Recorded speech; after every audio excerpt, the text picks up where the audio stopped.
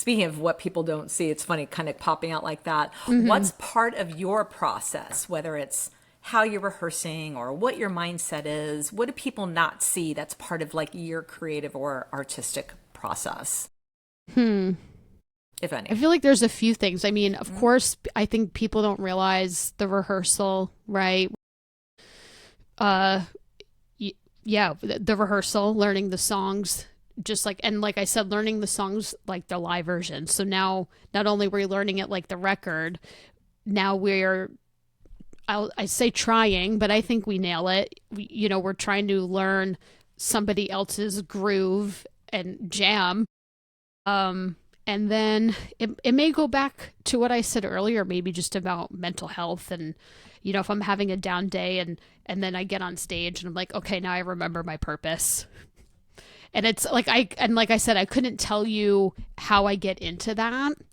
I think it's really just as soon as I put the bass on, and then you go out and everybody's cheering and excited to see you there and hear the music. So, but they don't see that, they don't see the rehearsals and I don't know, trying to memorize things. 'Cause the cover bands, yeah, sometimes I use my iPad. We know like so many songs, but I don't do that with Foo Fighters. So, yeah, remembering all those lines and the jams, and I don't know, yeah, that, and I guess the mental health part of it. I love that. And what you said about purpose, because as a therapist, like my lens is always about identity, meaning, and purpose. That's why I want to do this podcast. There's a lot of podcasts we could listen to, which are awesome. And I listen to a lot of music related, but the layer of what your meaning and purpose is to do this and what music means to you. And that is, even those hardest of moments, that's like, yeah, put that bass on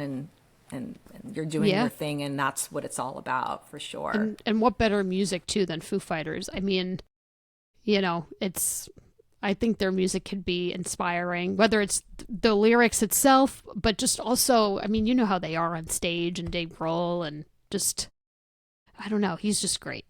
Just the way he talks, and his I don't know, his view on life. I don't know how to explain it, but it's just his energy. Absolutely. So.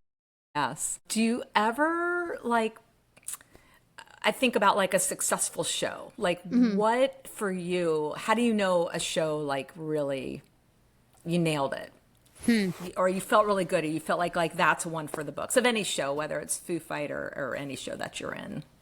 I think, well, I have to say, I think when we nail all the parts, and not just like, oh yeah, I remembered the chords, but especially with the jams, like when we're really into it and we're nailing, and Rob's going crazy on the double bass, like that's one of my favorite parts of the show, really, is that's one moment of many that'll make me emotional. And it's not emotional in the sense of sadness, of course not, but it's like the energy, and he's just flying. It's great.